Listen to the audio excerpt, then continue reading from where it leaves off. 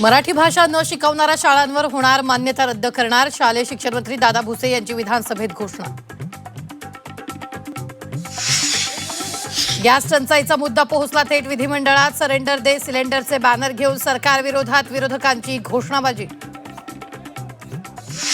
देशातील gas cylinder तुटवड्यावरून Sanjay राऊतांचा पंतप्रधान मोदींवर निशाणा. नोटबंदीनंतर मोदींनी पुन्हा एकदा देशाला रांगेत उभं केल्याचा घणाघात. तर मोदींच्या गटर गॅस उद्योगात गुंतवणूक करण्याचा खोचक सल्ला. पुण्यातील पोळी केंद्रांना गॅस टंचाईचा फटका. गॅस अभावी पोळी केंद्र बंद होण्याच्या मार्गावर शेकडो कर्मचाऱ्यांवर उपासमारीची वेळ.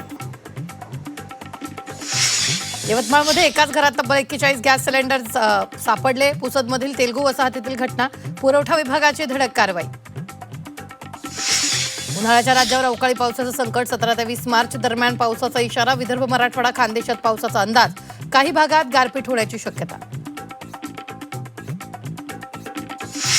रत्नागिरी जिल्ह्यात सूर्यनारायणाचा प्रकोप. तापमानाचा पारा 40 अंशावर. जनजीवन विस्कळीत. तर नाशिकनं मार्चमधील तापमानाचे 10 वर्षाचा रेकॉर्ड मोडला.